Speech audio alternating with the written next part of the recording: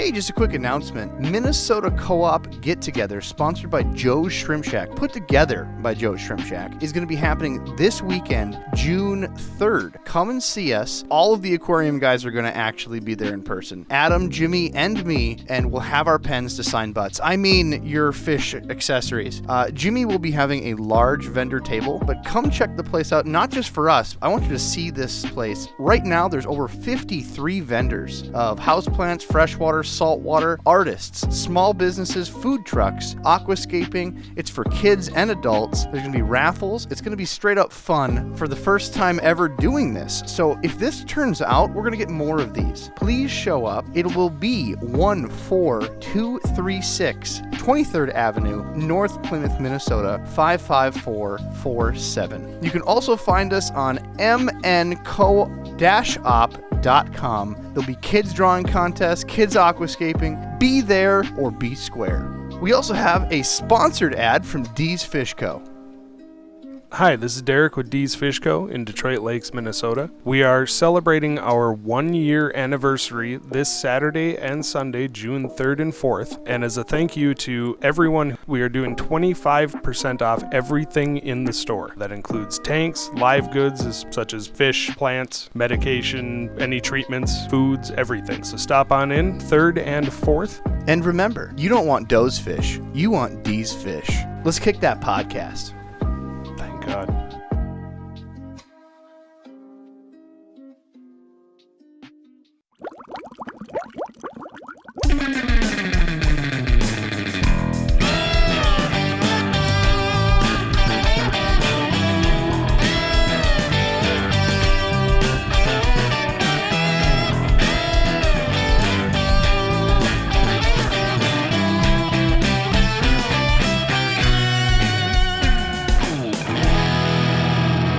Welcome to the Aquarium Guys podcast. Jimmy, you look tired. I am tired. Yes, it's been a long week. Has it? Yes, I was on vacation last week, and now this week we've had some poo-poos at our house, and so yeah, I just haven't been much sleep. Poo-poos. We've had a lot of poo-poos.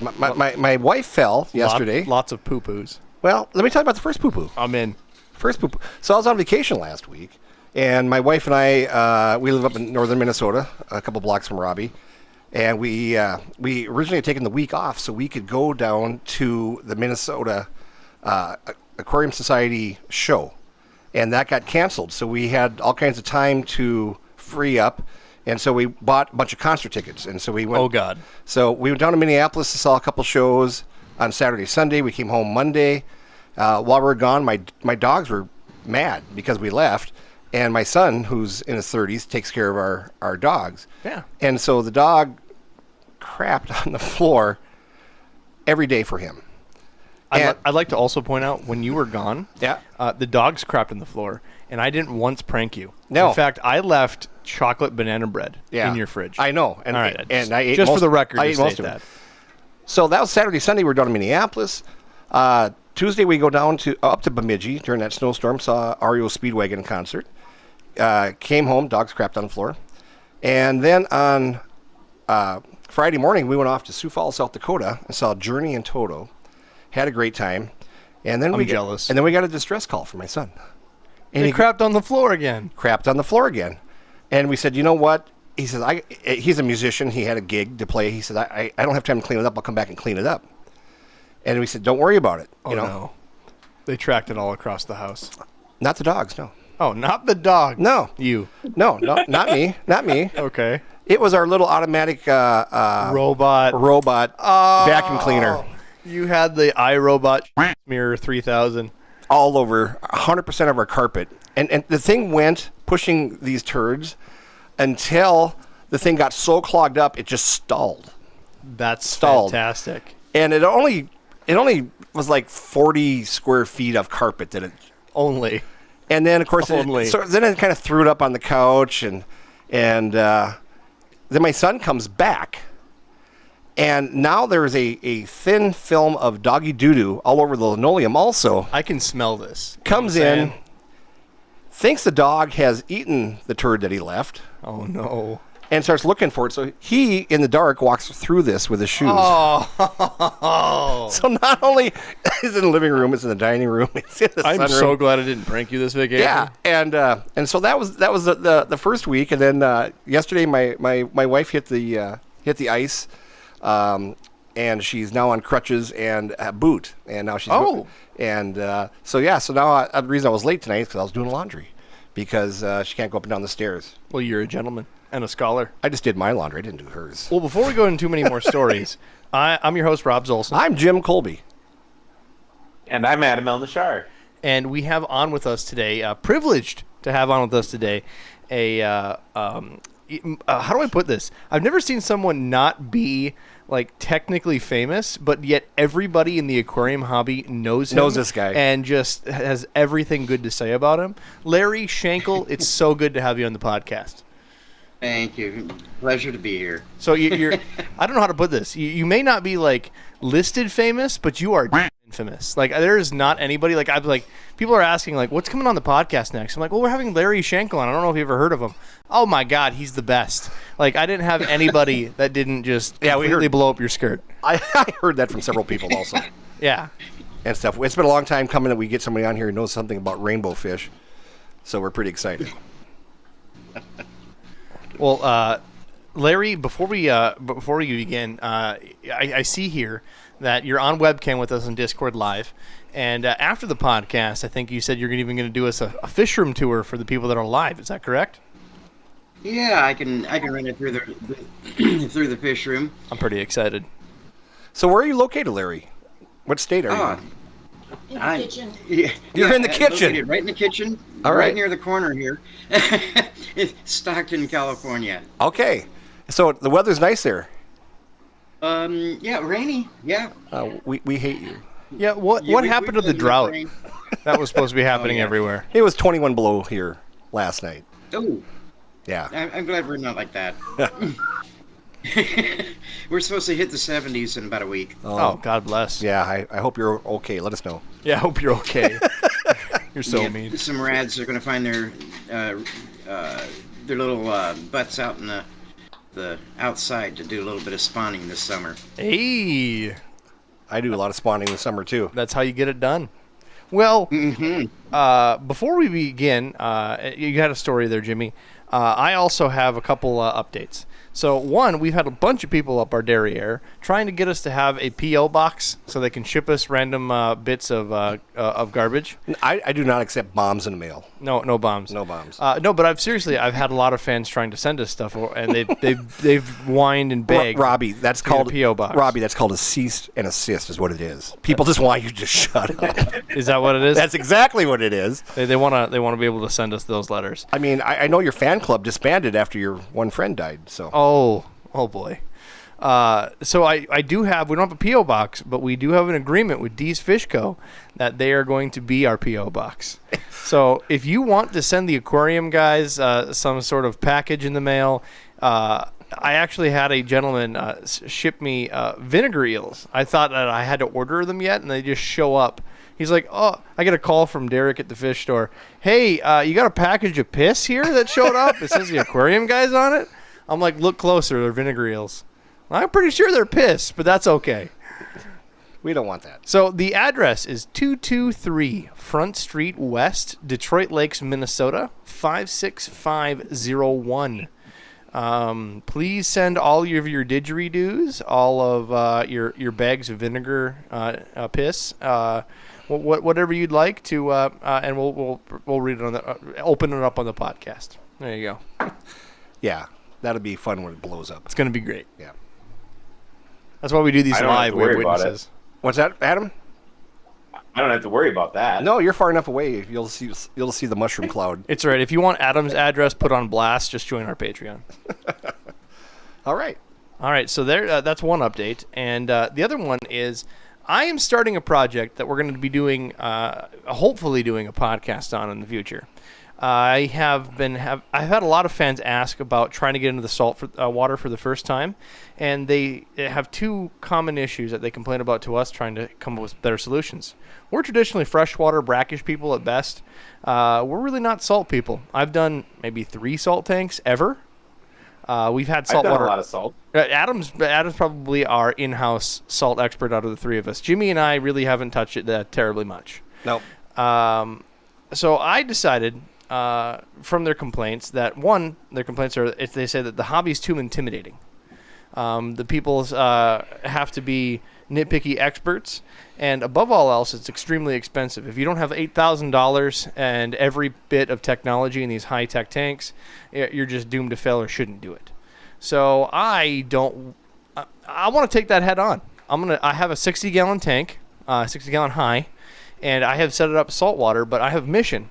I'm going to do it with no motors. I'm going to do it with no heat. I have set this aquarium up to only work on air-powered devices, air-driven devices. So I have a Jimmy car seat sponge filter. I have 2 moving bed media reactors. You can get those off of Alibaba. They have them on Amazon. It's just a moving bed. It's like a little air-driven sponge filters. And I have even an air-driven skimmer. Because in saltwater, you're going to have to deal with... Suck the scum. You have to have a skimmer. There's really no way around it. So I want to do this. I've been doing a lot of research on different species to give a try, and I'm finding out that nothing in the hobby is really documented well. If you want to look up a certain coral, they're not telling you the temperature range because they're just assuming that you're going to treat it like a traditional reef tank, that you're always going to be this, 78, 80 degrees no matter what. So they don't list fish species, they don't list coral species, they don't have a lot of temperature temperate information. So I have to do a ton of research, and I have Myrtlewood that's now living here in Minnesota and been helping me with this whole project. And it's been quite fun. We've got a bunch of different corals. We got some sponge. We got even some clownfish that are not supposed to be able to handle that cold of water. So my basement's somewhere around 70, 71 degrees, which puts my aquariums anywhere between 67 and 68 degrees at all times, just being room temperature. And, of course, I have posted on a bunch of saltwater threads and forums, and that I am now public enemy number 1 in the saltwater community. People are losing their minds. They're telling me how I'm killing animals and killing coral, because again, coral's not a plant; it's technically an animal, and that I'm risking this. So I just like to put out there that bite me, each and every one of you, and it's working. We've set this up. I have a control tank, and I have this tank, and we've yet to lose a coral. It's been working well. We've put... what was the type of clown starts with an O? Ocellaris. Ocellaris clowns. I was going to look up... You don't even know what the name is? Again, I've had 0 sleep in the last 30 hours, so forgive me. But again, I was trying to try to get a different type of clown that's more suitable for cold water, but it's way expensive and out of a beginner's price range. So I'm trying this out. Yeah, they're like $2,600. Yeah, they're expensive for sure. So we're just trying aquarium or saltwater staples, and it's been working very well. The only modification that we're having to make is using a traditional freshwater light. It doesn't have enough PAR penetration in the tank, and that's what the corals feed off of. So I'm having to do supplemental lights until my new reef light comes in. I have a Kessel green tuna, which was intended for freshwater, that I'm spot hitting the coral to make sure that they're getting the adequate light until my new light comes in.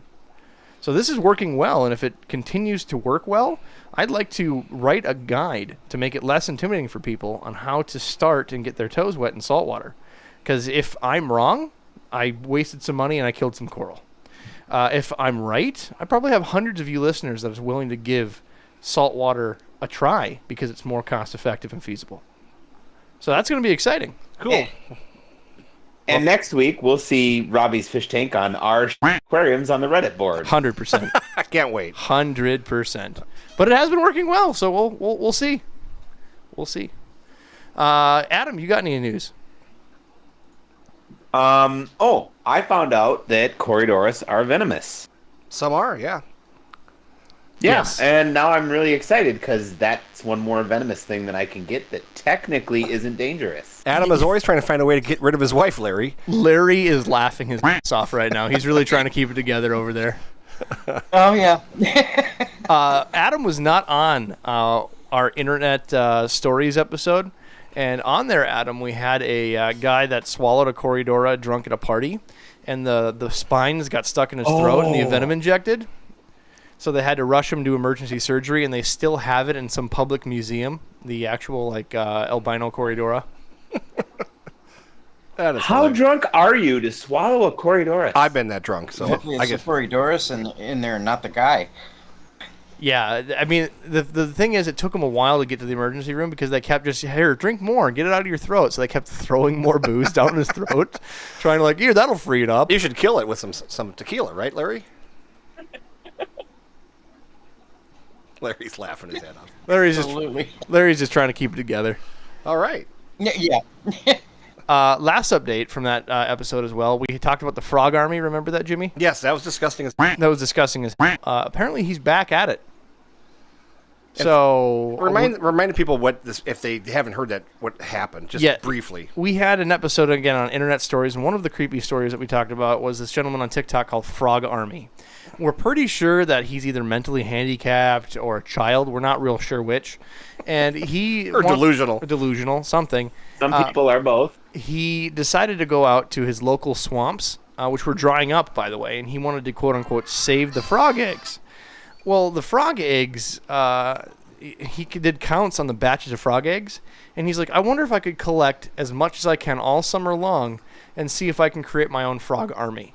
So and he filled how many children's It pools? was like low estimates of 1.6 million frogs, and he put them all in pools in his backyard. He hatched them all. He was giving them mass amounts of food. He hatched them all, and they took over his entire suburban neighborhood. So much so that some people moved out of their homes because they had a fear of frogs. They were getting in between cracks of their house and getting into buildings. The entire neighborhood was blanketed in a carpet of baby frogs. And greasing up the streets. Yeah, you'd take a step and just everywhere was smashed. So this gentleman, which I'm assuming he had, let's pretend it was an HOA, they would have hung him. I'm assuming they tried to go after him from some sort of lawsuit and probably couldn't. But after he did this, his whole feed just stopped. Clearly you're like, okay, they got this guy. He's not going to do it again. Nope, now he's back at it. Well, good news. So we'll have some more to talk about later we on. will have to update that as well. Yep. Any other stories, Jimmy? That's all I got. We should get going with Larry here. Larry. He falls asleep. Larry, forgive us. So, let's start with more about you, Larry. Tell us more about yourself. How did you get into this wonderful hobby?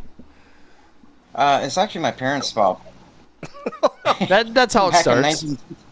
1969, I had my first fish tank. I still remember that whole thing, I think. You are not that old. Yeah, I'm up there. I just hit 60. So shoot, yeah. From there, I'd gotten out of it, then ended up getting back in and started doing some breeding, and started working with a couple of stores, and then next thing I knew, I was working for that store, and then from there, I decided I was going to open my own store. So then back in the 80s, I opened up a store called Something Fishy in Davis, California. Then opened the second store up in Citrus Heights, and made it there for a while. That was in the bad times, so everything was starting to go down. Stores are having troubles. We had troubles, so we ended up closing down. Took all the tanks home. I was up at 150 tanks in one of the stores. Wow. So I started breeding. Started breeding again. So in the 90s, I was breeding and had a bunch of rainbows going, and a bunch of Danios and Corys and whatnot. Then got back out a little bit, and then got married to my wife and told her, yeah, we're going to end up having some wet pets here. Hope you're okay with that. She said, oh, yeah, no problem. So, of course, I had to get one tank, and knowing where I was headed. And now I'm back up to 100 tanks again here in the house. Wow. It is always best to ask for forgiveness and for permission. Oh, That's I've got a exactly big how I dog do house. What's that? Yeah, I've got a big dog house I live in quite a bit. Excellent. So, Larry, what I've talked to you. I've been friends with you for a few years now, and just lightly a couple times a year chit chat back and forth on Facebook. I've been meaning to get you on the podcast. I'm glad we finally did. But what got you into Rainbowfish specifically? Considering that's what we're having you on the podcast for. It was started back when I had my store. I sold a couple of rainbows, and of course back then there's not very many out there, and of course I'm like, well, where are they at? So they kept coming in slowly through the years. You've got a lot of the people going out and catching them and finding them. Gary Lang, he's very well known for it. Even has one named after him now, the Gary Lang Eye. Then after, after a little bit here, I said, it's just got to get back into the rainbows. And, well, then I ended up getting onto the Rainbowfish Live forum on Facebook, and I'm at one of the admins on there now. And it just got me buried harder and harder and harder to where, at one point I had 24 different species, anything from extinct to rare to the most common, and I just love them to death. I mean, I think they have one of the best colors out there. When you look at the varieties of how many are out there, there's tons of different colors. They're not easy to get. You don't find them in the stores, not that easily. Not the ones that are more difficult. Excuse my puppy here. Hi, puppy. It's Holly. She's still a baby. She loves to bite. But yeah, they're getting more and more common. I'm sure there's still going to be more out there to be found in the wild and brought in. They seem to find them every couple of years, a new one. The Kalitawa was one of the latest ones. It was a few years ago. Gary Lang had brought that one in. Very beautiful fish. So what species do you have currently? Oh, shoot. Now I got you on a pop quiz. Well, yeah. I've got anything from emerai to I've got your common lacustris and bosemani and bowmani and oh shoot, now being on the spot, of course I can't even think of the names. There's probably right now I'm probably up at about maybe 11 to 12 different species.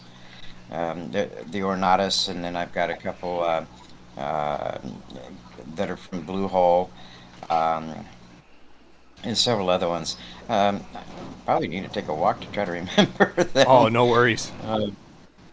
So what is your favorite one? What is the one that you keep going back to that you get rid of and then you go get them again? Oh, it's the Blair Eye. That's that one and the emerai. I keep tossing up between those two. I really do. They're both just gorgeous. Emerai is extinct. Wish it wasn't. Down on numbers, so I don't have actually any fry on them. But in the Blair Eye, I had lost my last one on that one. Last year was a little bit tough for us and for medical stuff, so we lost a lot of fish, a lot of different species. And that was tough. And what happened that you'd lost them? I ended up with cancer, and I also had blown a bicep in my right arm. I am so sorry, Larry. That's a rough deal. Yeah. It's been a road. Cancer free at the moment, so everything's good. Congratulations. So getting back up and going. That's fantastic. I mean, here is somebody who's resilient, who, I mean, this all happened to us where we've had to kind of get out of it because life hits you. Spouse, brother, sister, parents, and then you get right back into it, and it probably helps save your sanity and keep your mind off the problems, I'm guessing. Oh, yeah. Absolutely. And on my toes, yeah. And on your on your feet. Honestly, Larry, I could tell you, I'm 58 years old, and I've had several friends that have retired, and I've lost 6 friends in 4 years who were absolutely healthy, who retired and went home and sat on the couch and watched Jeopardy and died in 6 months. And I think if you're not active, if you're not, if you don't have a reason to get up in the morning, that people kind of just give up. And when I'm having a bad day and stuff, if I go down to my fish room and spend a couple hours down there, I come back a different person. Oh, absolutely. Mainly because that's where he keeps his drugs. But and tequila. And tequila. Yeah. Well, Larry, I think like there's a fair moment we can take in the podcast since we have so many listeners. If there's a species you're looking for, this is your time to tell the audience. They will help. We have a very generous community that will find your species for you. Oh, yeah. I actually have the. I guess you could say the one of the best finding of, I guess, anybody in the world. Right now I'm working on Kalitawa. I've got a buddy that's already got them. Now the cat's got to join in. And so I had fry, and then we had one of the big major storms, and power went out, and all the fry, I lost all the Kalitawa babies. Speaking of babies, you're being spoiled. That is a gorgeous fish. It's spelled Kalitawa. It's Yes. pretty darn breathtaking. I've seen them only once before. They have white top and upper fins, and I believe their back fin, I'm looking at a picture here, is orange. I saw it where it was more red, but again, I probably got it on water change day. Yeah, they're usually a little bit more red. The buddy of mine. Let's see if I can get my cat out of the way. He's being persistent. Give the dog a bone. The dog got a bone. The cat won't go for that. You're just the popular guy this evening. Larry's got the animals crawling all over him. For those of you who are listening rather than watching and stuff, Larry is sitting at home in his comfy chair, and his pets are just all over him. I'm just waiting for like a chinchilla to jump on his I'm waiting on for his lap. an ostrich to walk by or something cool. The shrimp do often. Yeah. Doesn't change it. Got the shrimp right next to me. They should be crawling in my lap here pretty soon. There you go. Oh, funny. Well, let's go over But some yeah, of the basics for rainbow fish, because we're trying to adapt to both beginners and advanced aquarists. So when you're trying to do these, I call large and nano rainbow fish. You just spoke about the Kalitawa. That's what I would consider the large body style, and then we have the blue eyes nano type of rainbow fish. Let's talk about the large style. What are some of the requirements that you would have to maintain them? Heat, what you recommend for food, etc. The nice thing about rainbows is they're very forgiving. So yes, you can. There's a wide range of foods. There's a wide range of pH, temperature, etc., etc. And they're very forgiving. So a good one to start. In my book, my water's pretty hard, and they spawn for me regular. My poor cat just will not leave me alone. We can hear the motor in the microphone. Yeah, I'll bet. So, yeah, your common ones that you can get in the stores are really, really good. They are very tolerant. You do need to do water changes, normal. They aren't going to be too finicky as far as your pH, temperatures. Even the Ornatus, now he's pushing the buttons so my seat's moving. The Ornatus, I'm going to be keeping some of them out in the summer, but there's some people, if the weather's not too freezing cold, they'll keep them out all year round. I don't know if I'd really recommend that much, but people are doing it.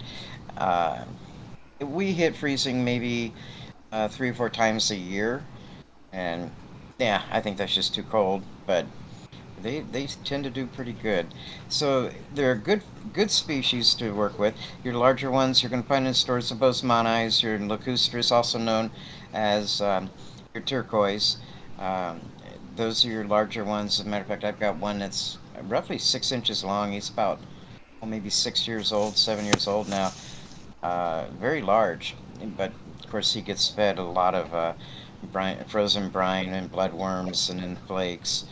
So there's when they hatch, they're actually one of the smallest fry, very small. So if food's for that, green water is great. You can do the Golden Pearls 5-50. Uh, that's one of my favorites that I use. Green water is great.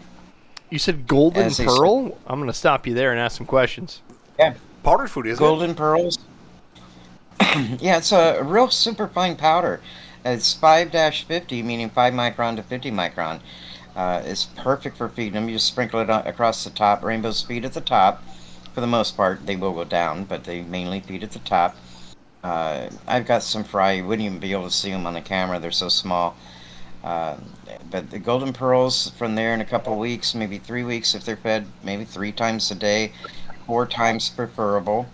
And you get them into the live baby brine shrimp. That's great for the nutritions, and of course as fresh hatch as possible. They'll grow fast. Water changes always helps. From there, you can get into bug bites. They're wonderful. In the wild, there's going to be nothing but bugs that are getting into the water, and that's one of their favorite foods. They'll eat just about anything. They're not too finicky. They're just a good round fish, which makes you wonder, well, why aren't they more common in their trade? The biggest reason I feel is that they're such slow growers, and it takes forever. So yeah, they need more money to sell them, of course, because it takes so much longer to raise. And Boesemani are one of the longest ones to grow. So they take forever. Praycocks are not so bad, and they're your mid-sized ones. Getting them into spawning mode. A good food is your bloodworms, tubifex, which is what used to be. Now it's blackworm. So blackworms are great. Good water changes, maybe 20% daily for about 3 days. They are they're ready to spawn any time, but that really gets them going good. You get a lot better eggs and better quality eggs, and less fungusing, more fry. So if you want to fill a tank up with some babies, that's a good way to do it. So, in the breeding realm, what do you use to breed with? I've used breeding mops. Is there a special type that you use, or do you use something else in the tank? Um, so if you've got a lot of planted tank and you're going to want to breed a specific species, so you put that species into the tank, let them just play around. If there's plants, then good. Maybe 7 days, pull the parents out, put them in another tank. Where they've laid eggs on the plants, they just start hatching all over the place. Or using mops, is everybody's favorite is to take the acrylic yarn, wrap it around the book about 100 times, snip the one end, and put the styrofoam so it'll hang off of the top. It looks like a regular house mop, and you can hang that, let it float around in the tank, and they'll just get in there, and it's just a show. The forehead, the stripe. There's a stripe that comes down their forehead that, depending on which one, it could be from powder blue to yellow and gold and all sorts of different colors when they're in that spawning mode. It's just gorgeous to watch. So, is it just spawning that controls the colors? Down the forehead, yes, that's when they light it up. They will light up. It seems when I have rainbow fish in the past, I have done water changes, and immediately as I do a water change, they just brighten up. Is that because they're already getting into spawning mode due to my water change? Or Is it just because Robbie's so handsome? They love water changes. They get excited and they'll start sparring and challenging and race car driving themselves around the tank. And then, of course, they'll run into something and get their lip going. And it's like, yeah, speed limit signs would be good in a tank. Yeah, of course, we can't do that. But it's the water changes get them excited, very excited. They'll come up and a lot of times just do a dance for you, especially when they're hungry. So a lot of people ask us when we're talking about breeding. A lot of people are always in their mind are thinking about how can I do this? How can I make a little bit of money doing it? How many on average do they have, and how often do they spawn? They will spawn daily. What? If you've got good water quality and you're feeding them good quality food, And a lot of times I see them spawning most of the day. If you get into the parva, they're going to be colored up and really going at it mainly in the mornings. And you can, if you want to see a show, and it's like, okay, I've gotten home from work, but I want to see it, turn the light off. Give them about an hour, turn that light back on, and they'll color right back up just like it's morning. They'll spawn and give you a beautiful show. And then after a little bit, they'll calm back down again. They're morning fish. That's what we call Morning tricks of the rainbows. trade right there, Jimmy. Yeah, that's what we're always looking for is a little bit. I mean, spawning and stuff. When I was down in Florida and stuff, and they're talking about how they're breeding gouramis and stuff, and as soon as it starts getting daylight in the greenhouses and stuff, and that's when they all get busy and stuff. After a good night's sleep, yeah. everybody's feeling a little frisky. Yeah. So, how many babies will they, or how many eggs will they lay per day? I mean, are they like chickens or what? Yeah, I usually have maybe 2 or 3 pair going at a time, and I can get in excess of 100. It just depends on how many I have. I'm going to guesstimate. I'm going to end up being wrong on that. Probably shouldn't say, but it's going to be quite a few. It all depends on how many pairs you found have it- in. Yeah. I don't think he's counting if they're happening every day. It's like, oh, there's another batch. I'm not counting that. Just putting it to the side. I can throw a mop in a couple of days, pull the mop, and I can count probably 100, 150 eggs. So, do you pull the mops in and put them in a different tank and let them hatch out there? Yeah, that's the way I do it. I do pull the mops and just dump it into another. How many spawns will you put in there? I mean, like, let's say you've got a 20-gallon long or something, or wherever you're putting them. I don't know. But are you putting in, like, Monday through Friday? Are you putting that whole week's worth in one tank for that particular species? Yeah. Yeah, I use a 10-gallon. Sometimes I'll do a 5-gallon if there's not many eggs on the mop.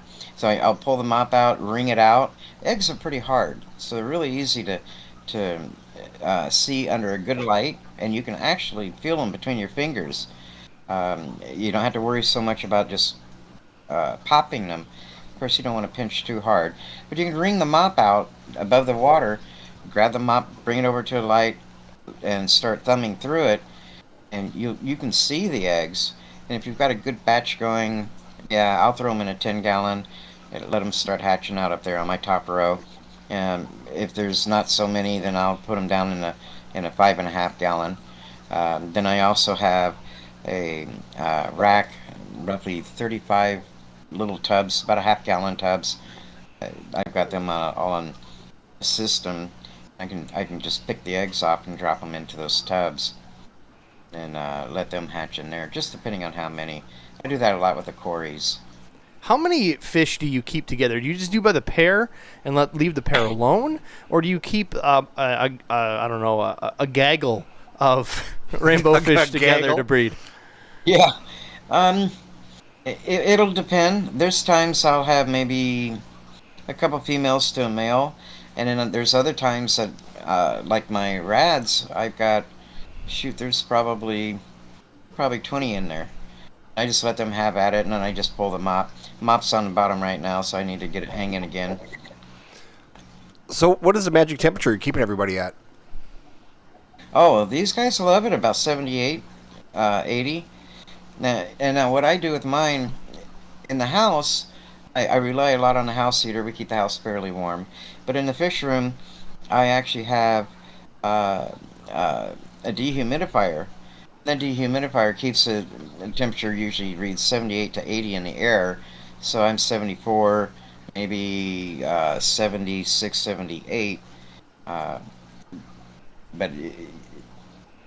yeah, I figure I'm going to say average 76, 78 throughout the year. So you're not using any heaters in the tanks per se. You're using a dehumidifier to keep the room nice and warm. Correct.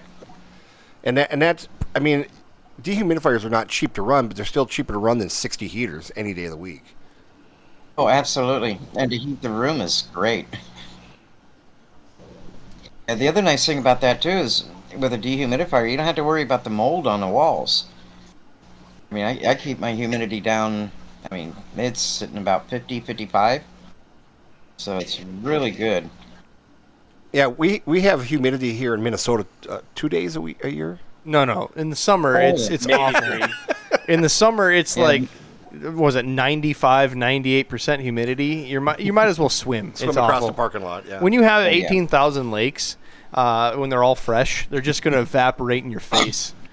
Go to Arizona if you want that dry heat. Yeah. What? Oh yeah, I we lived in Minnesota for 3 years. Their state bird is the mosquito. That's right. I thought hey, can you say UFTA for us? Because I know you probably say UFTA a lot. UFTA? Yeah, there you go. It's your kink. Yeah, How dare you? It's Minnesota. Just ask Jimmy to say sorry. You know, UFTA. That's a good hot dish. That's a good hot dish. UFTA. Yeah. Oh, boy. Yeah. It's hard getting used to saying you want a pop instead of a soda. Yeah. You know, when I was down in Florida and I asked him where the pop was, and they looked at me and go, "Are you talking about soda?" I go, "Yes." And what was funny is that up here in Minnesota, Mountain Dew is probably one of the biggest sellers up here. And when I got down to Florida last time and stuff, and I asked for Mountain Dew, and I finally found it on the bottom shelf next to Tab. And it's just not a big thing down there, as is Tab. Oh yeah, Now a couple of the harder questions for you, Larry. You ready? sure. So a lot of the debates you find online with rainbow fish are people want to keep them in high tannins. Some people want everything crystal clear and not want anything. What do you recommend in a tank? Do you want a lot of those botanicals in there? You know, I don't do them. I'll have my logs and whatnot in other tanks with other fish. They're good to have, yes, because they do help keep the fungus off of the eggs. They're great for that. When breeding is so much different than keeping them in a home aquaria. So yeah, tannins in a home aquaria is probably pretty good idea for keeping a lot of your funguses down if you're going to do any kind of breeding at home. But being a breeder, I'm not so worried about the tannins coming from all the logs and what. I'll use methylene blue, and of course I use that in a light form. I won't use it heavy, but I'll use it light. I also do hydrogen peroxide to help work with the eggs. I also use aged water. I'll age it overnight. I got a 120 gallon tank that I use for water changes for the sensitive, so I'm not pulling it from the tap, but I've got a 4-foot charcoal filter for coming into the house, and it treats the whole house. So I use that to keep the 120 filled, and then I pull that water for eggs and fry and whatnot, and I don't have to worry about, because I've got chloramines coming in, and of course the charcoal filter will take care of the chlorine but not the ammonia, and of course I can go into some of the other specialized charcoals for that, but the cost on it for me would be outrageous with the amount of water I change. They just don't last that long. So it's better to use a 120 gallon with a couple filters, and the next day that thing's ready to do water changes for the fish. Are rainbow fish particularly jumpy? Do we need to worry about lids? Yes. Yeah. Eyes kind of light up on that one. Yes, absolutely. You should always have lids on. Yeah, I'm bad about not having lids on a lot of mine, and yeah, I get chewed out and told about it all the time, and yeah, sometimes I will pick up a crispy critter off the floor. They are jumpers. Yes, they're gonna be like killifish. They're gonna jump. So yeah, keep the water a little bit lower. I keep my waters low in most all my tanks. Not real low, just a little bit low. It helps keep it from happening. And then I'm always checking on them anyway too.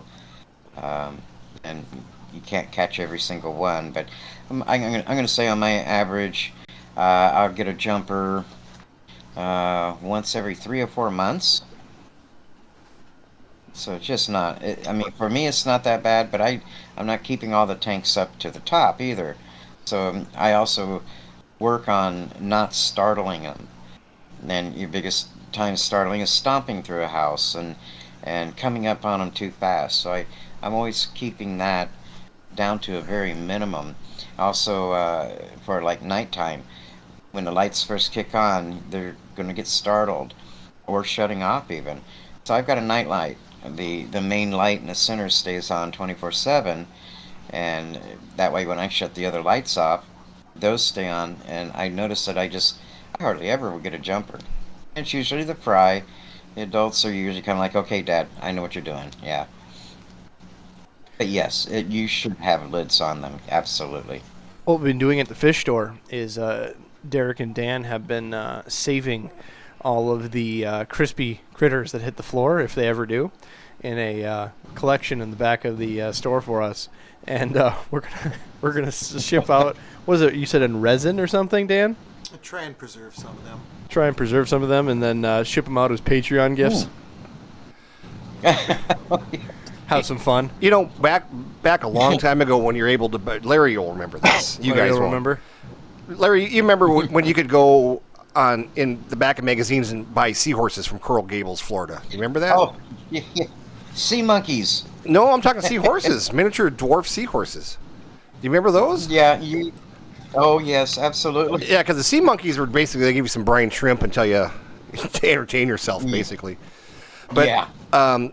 when a seahorse would die, I would take those and just lay them out and get them positioned like a seahorse would look, and just let them dry out. And my mom would take a clear nail polish, and she would make the coolest shadow boxes with. It was a beautiful shadow box with 3 or 4 seahorses in there and stuff, because we had a lot of seahorses. We probably had 40 or 50, but you'd lose one here and there. And she'd make these beautiful shadow boxes, and she'd put in some fake plants and stuff in there, and she would just hang them on the wall. So Wow. I just there's a lot of way to create something beautiful out of something dead, right? No. Yeah. I'm for it. Yeah, we had a wholesaler down in San Mateo back when I had my store, and they would get in some of the craziest seahorses. And half the time they're popping babies out left and right, and of course they would hold on to them and try to raise them. But back then it was, all right, the saltwater wasn't as good as it is today, but they would get some crazy looking seahorses. I mean, you'd look at them and go, that can't be, and then they'd start to move, and man, it just looks like a plant. So they had every kind of seahorse. He was a huge saltwater wholesaler. He probably had, maybe 200, 250 of the 150-gallon tanks on the side, plexiglass, just open at the top, and he allowed us just to go in and literally grab the anemones and net out whatever we wanted, all on our own, and just bring the buckets up and pay for it and go. That was something else. But oh yeah, those seahorses then were great. But yeah, I remember that back in the day, and being able to get those little seahorses. Yeah, mine, for some reason I never could keep them alive. They would always die out of me. So yeah, I'd curl that tail. I remember that. That was great. Well, back to the rainbow topic. Now, do you want more open space so they can swim and do their thing, or do you want to add hiding spots? How would you scape it correctly for rainbow fish? So the one thing about rainbows, they like to spar, and they do need space. Really recommended is a good 4-foot tank, at least 4 foot long or wide, and of course, the more surface area on them is going to be better. They are swimmers; they like to just swim. The tighter they get, and yeah, they run into things, and it's just, you'll notice their mouths will get messed up and whatnot. Hiding places, if your rainbows are happy and healthy, they're not going to be hiding. They'll be out. If you get a lot of sparring going on, if you get an aggressive one, then yeah, hiding places like putting you disrupt their point of view, sight, so one can actually run behind something like you would do with some of the other cichlids. Give them a place to run and hide, hang out for a little bit. So how is Yes, sir. aggression in the tank? I've always had these as extremely peaceful fish. I haven't had too much of a problem, except they seem to just interact with each other. What seems to be aggressive in my tanks, in my experience, is just them not really committing to it. They'll flare, they'll chase, but I've never seen nip fins with each other. What's your experience? It's absolutely the same thing. They like to spar. It's almost kind of like Yeah, I want to show off my muscles. Oh yeah, I'll show my back and forth, and they like to spar. It's one wants to say they're the big boy of the tank, and but yet no, they generally don't hurt each other. It is pretty uncommon for them to hurt each other doing that. They have so much energy, they've got to release it somehow, and I think that's how a lot of their sparring is going, and looking for that the girl hiding over in the corner, going okay. And then, of course, then get them into a mop, and it's just a wonder to watch. And even then, there's not much aggression. It's all everybody join in and have fun. Now, quick question, Larry. Adam has always had this story about raising cichlids with a power head because it's like a treadmill. Have you ever used power head with rainbows to give them a little current to fight against? No, I don't. Some people will. I don't. And usually they're not in fast running streams, not always. So there's going to be a couple variety that are, but there's generally they're more slower moving. Bubbles aeration is great. Um, if you do have the uh, higher flow with, say, a canister filter, it's great to have the holes going across and equal it out and keep the water moving, of course. You don't want any stagnant areas. But they're not really so much into the high current. And there are people that I know of in our group that definitely do keep them in the higher current, and they seem to be fine. But where they come from in a wild, generally, they're not so much in higher flow. Adam, what was the thought process on that for your cichlids? So the thought process is that, and this is what I was told by an old time breeder.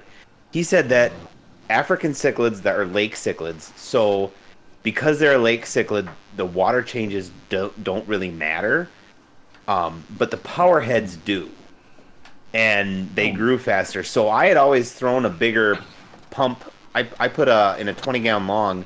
Whenever I'd get little cichlids, I would throw in a. You remember the Marineland 280s? Yeah. Mm-hmm.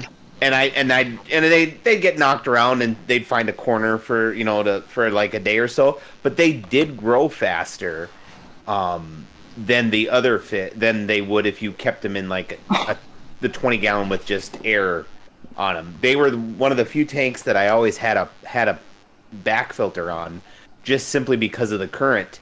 And that's the only fish that it seems to really work with is African lake cichlids. Everything else that I've seen, it's water changes. So I don't know if there's been a study on that, but I can give you my thoughts on it. Realistically, yeah, being in a lake, of course, yeah, your water does turn over, but there's not a big flow. I would assume your fish are getting larger because they're getting exercise all the time. I mean, go to the gym all day long and you're going to build up muscle. So yeah, you can end up growing with that.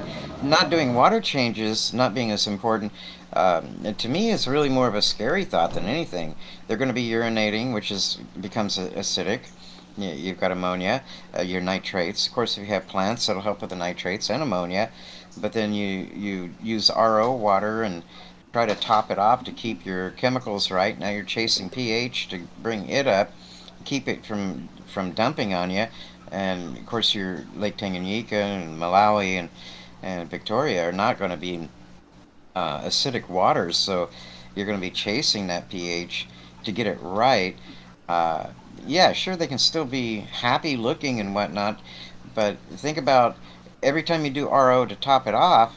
There's another guy, San Francisco area, I believe it is, that has a store that he says, "Oh, I haven't done water changes in 25 years. I only top off," but yet he's always got new fish going in, and he's got to be able to do. He's got to do something in there. Any chemical that's going past the RO and the canister filter or charcoal filter and getting into the tank is going to slowly build up. Sooner or later, it's going to be toxic. I mean, anything that's good for you can all of a sudden become bad in excess. So to get away with trying to do no water changes, I mean, what is in your water from the water supply company that gets past your RO? I mean, there's not much, of course, but there's going to be a little bit getting past. And then what comes in from the air? Dust particles. I mean, we live near farmlands, so there's dust always in the house. That gets into the tank, and if I only top it off, sooner or later, there's a big layer of whatever was in the air. If the wife uses hairspray or something like that, that's in the air. It gets into the tank. It builds up. It gets into the bones. See, this I mean, this is how you can tell Go ahead. Larry is a diehard rainbow guy, because they are Because he hates cichlids. because he hates cichlids. One, two, he's so adamant about water changes because no fish other than the rainbow fish is better for water changes because you get that instant gratification of them immediately Yes. coloring up, playing, and thanking you. That you don't get in any other species. So I've yet to see a true rainbow guy being like, yeah, I'm the low maintenance plant, no water change guy. That'll never happen with a rainbow guy. no. Okay, so it's my turn to tell you a story. Uh-oh, the wife wants to say something. Oh, come on in. Let's get the story in, Mrs. Schenkel. Get her close to the He microphone. wanted a fish tank, and so in his fish tank he had all cichlids. And I would go to the fish store with him, and every time I would point at the angels and the rainbows, and mostly the angels, and I says, can this go with our fish? No, they'll eat them. So 2 weeks later, same question over and over again. So after he finally decided to get me my own tank, he got me some angelfish, and then he says, you see that fish? And I says, yeah, it's silver and ugly, right? He's, you take that home and it'll turn blue. And that's how we got started with the rainbows. We took that thing home and it turned blue. Wow. That's how I got you. Uh-huh.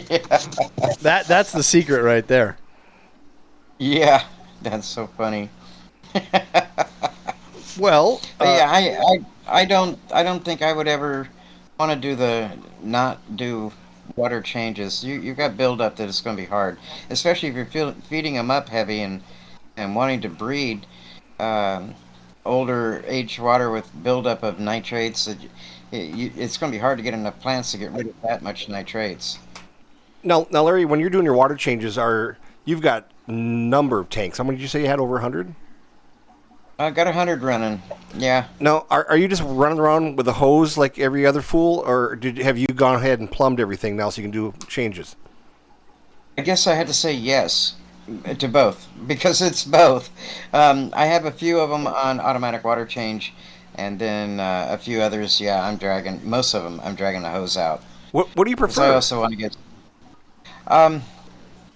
It's I like doing the hose only because, yeah, I use the pythons. I can get the gravel vacuum going better. Where the automatic water changes, I can't. And the amount of food I put in, I need to be able to gravel vac a lot, and I can never keep up on it. So I'm always trying to gravel vac, let the tank fill up on its own, or just go ahead and fill it back up myself. And I can keep an eye on it that way too. And sometimes when I'm doing the automatic, depending on if we're getting rain, they throw more chemicals in. And I've got a few tanks that just right out of the blue, after doing a water change, all of a sudden it turns purple. I'm thinking, oh, potassium permanganate? Maybe it's some other iron type bacterial, whatever, that's turning it purple. I think there's one out there for that I heard from one of our other admins on the Rainbow group. So it's kind of weird. They just throw in chemicals from time to time, and where did it come from? So I want to be able to watch what's happening. It's just easier. So by having that large 125-gallon tank for your water changes, you know exactly what you're putting in your tanks. Yeah, Now, absolutely. when I had my warehouse and stuff, I had a 300-gallon vat, and I put mine as high as I could in the ceiling. I built about a 6-foot little water tower, I called it, and I was able just to go ahead and fill that darn thing, and it being next to the ceiling was self-heating, basically, because, of course, it's always warmer up on top. And then it acts as a water tower. You don't really have to have any water pressure, so you don't have to have it hooked up all that sophisticated. Now, is that what you do? Do you just have a a hose that comes out of your 125, or are you using a Python, or what are you doing? I'm actually running a power head. Okay. And so I got the hose hooked onto that. Yeah. My tank's actually down lower. Okay. And I also have Spixie snails in there that I keep and breed. What kind of So, snails? what, Spixie snails, Spixi. They're actually one of the members of the mystery snail, Okay. apple snail. Yeah, them. They're not Malaysian trumpet snails. Yeah, there you go. Oh The no, I don't Spixie like snail. Malaysians. I've got tanks of them. Yeah, the Spixie snail is commonly known as the zebra apple snail. That's what we know them as, Jimmy. Oh, okay. That's what you call them back there. Okay. Yeah, That's- they're either Yeah, like you know, a it's cream kinda color or funny. yellow. I've got mine are actually covered in algae, but yeah, there's about 400 or 500 in there. And what do you keep those for? Do you keep them because you love them? You keep them because they help with the water? I'm also in a couple of aquarium clubs, so I take them for auctions and stuff. Okay. And then other people come by and they like to go through the fish room and they'll pick up some. So they're just neat to keep and sell off. And if I get too many of them, then the next trip to the wholesaler, I'll bag up about 100 of them and take them in. The Robbie, Adam, and I have a what do you call that? Or we share stories and stuff. And now we're seeing like the apple snails are up in Wisconsin, Yeah, in the waterways and stuff. Somebody shared that the other day, and it's not this variety apple snail, but yes, it's the traditional Big malicious snail. apple snails. Yes. And they're actually in the state of Wisconsin. They're paying people to go out and find the snail eggs and I destroy thought it them. was Arizona. That was Oh, in yeah. Wisconsin too. If you read the whole article, Knock off the eggs into the water and let them die. yeah, because they just drowned. Yeah. Because That's- most that's- mystery snails and apple snails lay right above the water line. Have to breathe. Yep. Mm-hmm. Yeah, they'll take over. They're a bad pest. But you don't want to touch them with your hands because they're toxic. The The eggs. Spixies or the apples? The eggs. The apples are in their intestines, so they are edible. But you'd have to clean the intestines out, the whole tract. You got to be sure. Disgusting. But yeah, but that's a big dinner. Right? But yeah, the eggs have a toxin on them, a light toxin from what I've read or heard. So yeah, you don't want to actually touch the eggs. But knock them off and let them go into the water. And Well, that explains a couple things that I've done wrong in the past. Yeah, because Robbie usually licks them for a while. Yeah, I mean, don't you? Robbie also runs the microwave with the door open a lot. Snail eggs and toads. Those are the two things you lick. oh, I wouldn't let them lick them. Well, back to the rainbow subject. What do you recommend for tank mates, and what shouldn't you not have for tank mates?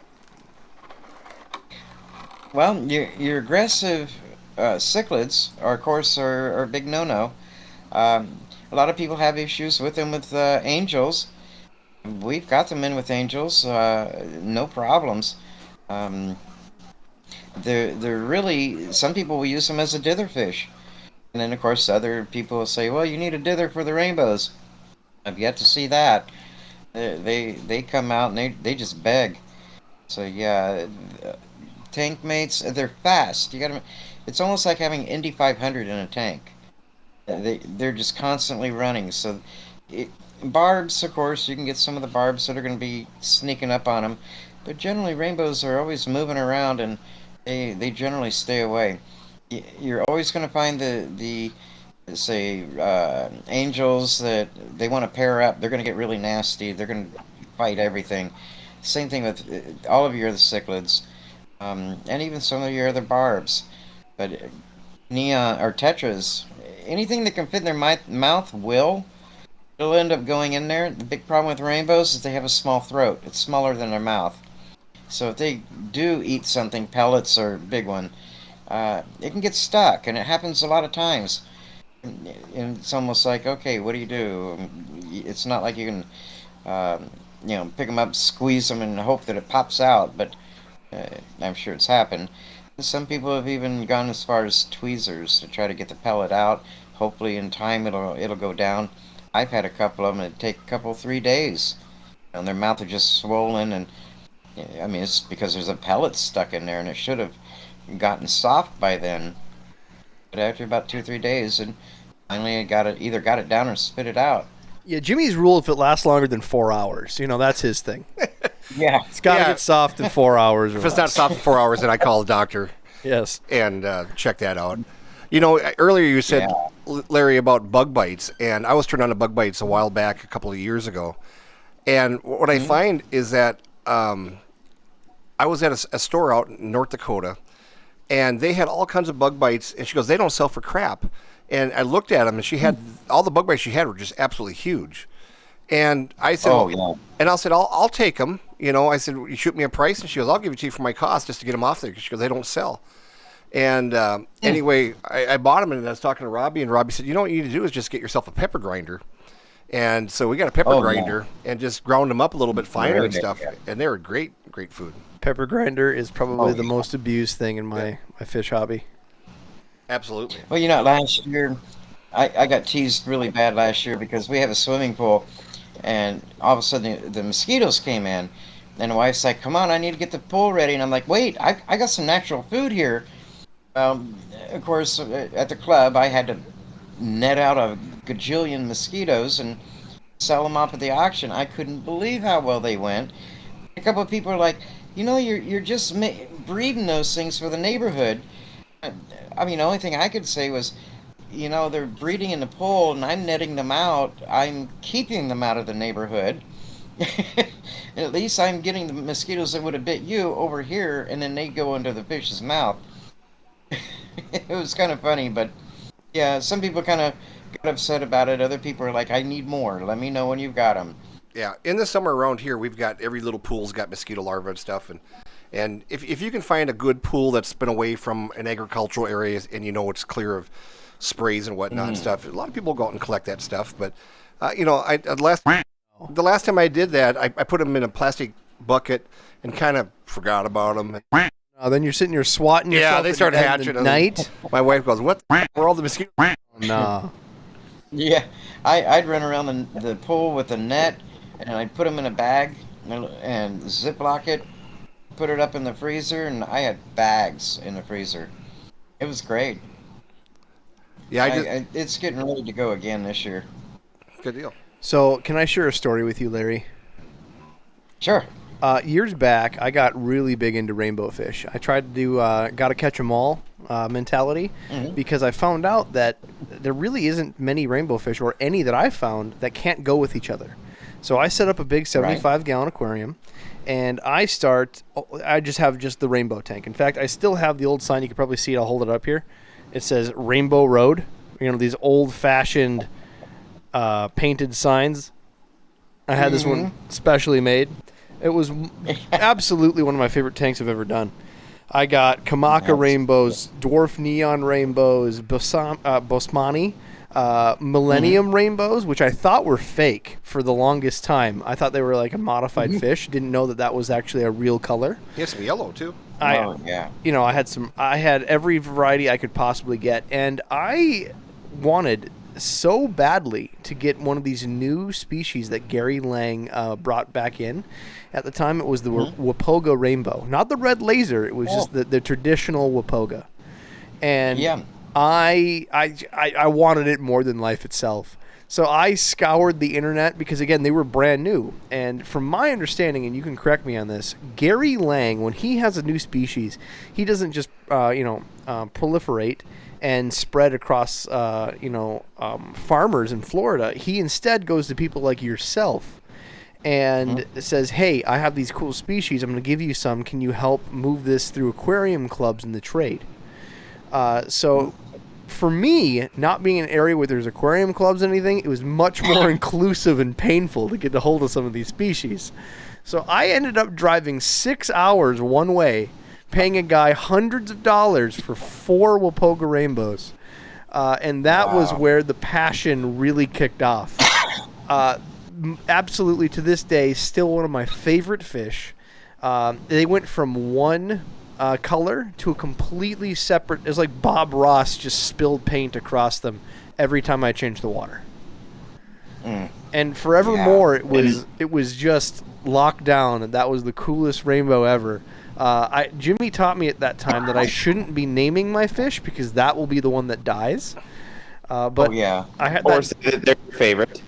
Yeah, I had that tank for a while, and it was wonderful. Now, is there any species that you've come across that's been, you mentioned before, new to the hobby? What's your experiences with those?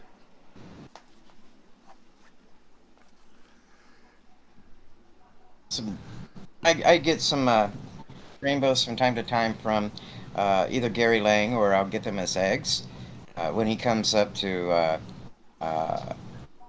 the club. He'll auction them off. Another good place is to find uh, the on Aquabid, to find out the sellers, which ones are. It's hard to determine, but there's good sellers, and then there's some that could be bad. Of course, I can't just say, uh, but there are known good sellers on there, and you'll find some of those rare ones and the ones you're looking for. Uh, you could end up paying a good premium for them. But a lot of the way that I'm um, assuming the way Gary, I put it that way, that Gary works, and I understand and get it. He has like an umbrella of people that he will get eggs to and fish, and then, like you were saying, works with those people, and they get the fish up and work with the rest of the people. Gary's busy. He is. Everybody's bugging him all the time, and of course he just doesn't have time for everyone. So I think it's good what he does with trying to get specific people, and he basically, I call it an umbrella, and work with them the most. Get the eggs out or the fish out to them. Let them work with the bigger crowd. So, what species have you had that you've received from either Gary Lang or someone else that's quote unquote new or rare to the hobby? The best one that I had gotten was the Melanotania Gary Langi, the one named after him. But I've gotten many species from him. Taken out of the book of Axelrod Eye. Yeah, I got Herbert Axelrod eyes out here. The stores call them yellow.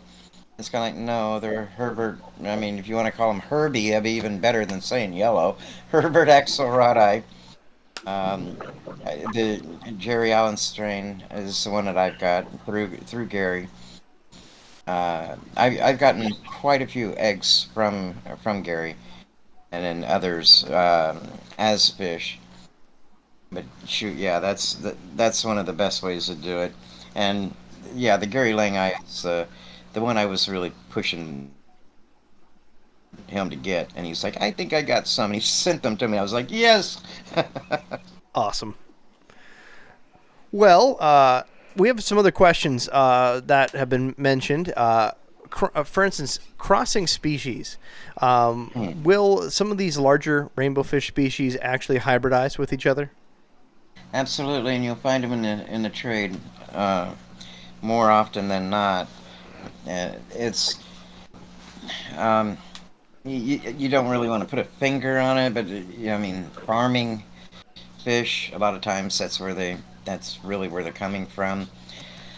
A fish jumps out, they find it on the floor. It's like, oh, I don't know what tank it came out of, and throw it back in, and then they breed, and now you got cross. Other accidents can happen.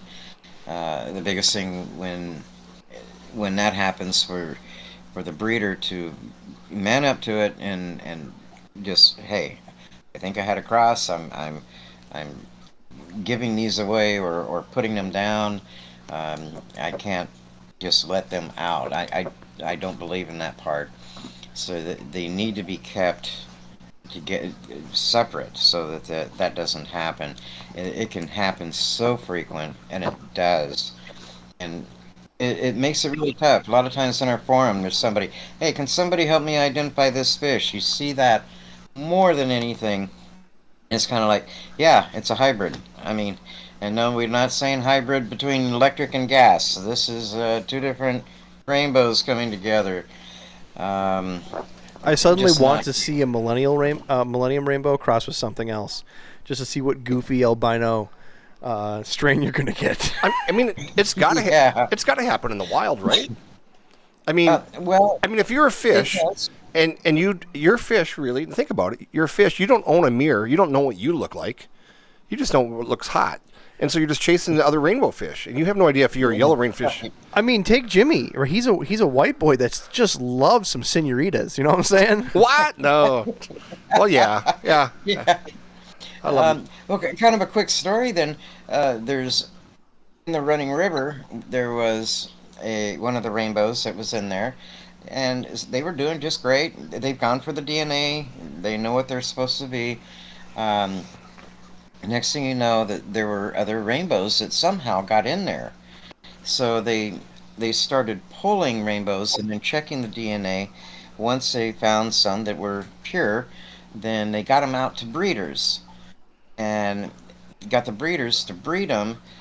And these people worked their tails off, and on very little money, and yet they managed to get people to get these done, and along with them, and put them back into the wild. Oh, I think if I remember correctly, about a mile away into another river, where they didn't know where there would be possibly other rainbows, and they thrived. They did really good. They went back the next year. It was getting better. Then I don't remember how many years from the initial. All of a sudden, they found some other rainbows that had come downstream and got mixed in. So if you can get the running river, I'd gotten a mop of them. They were cooked. I managed to get one that hatched, but they got overheated in the male, and so I mean that was sad. So I ended up with one male, had him for a while, but yeah, they're going to be extinct in the wild before you know it. Well, there's a question actually. You've mentioned you received a mop. You got eggs in the mail. This is so foreign to me unless you're doing killifish. Like you dry them out, you can keep them in a baggie for X amount of time. What in the world are you doing with rainbow fish eggs that you can ship them? And how do you ship them? Yeah, tell us more about this whole process. This is completely foreign to me. The best way, easiest way is, you pull your mop, you look for the eggs, and oh yeah, I got a bunch of eggs. You can snip the strands off, or just ship the whole mop. And basically, you want to put just enough moisture in there. The mop is wet. You don't really want the bag to be filled with water, and just bag it up like you would make it moist. Yeah, and you could rinse them off first in some good tap water, and not worry about the chlorine or ammonia. I mean, I would worry about the ammonia, but the chlorine, because that'll help keep the fungus off as they're being shipped. And ship away. You don't want them to get under maybe 60, 65 degrees. 65 is when it starts getting bad. So they're that hardy that you just throw them in a Ziploc baggie, make sure they're moist, and ship away. How long do they last? How long does it take for them to hatch? Usually 7 to 14 days is what it takes. That's a long time, honestly. Yep. Oh, I had a ball this one time. I felt so silly.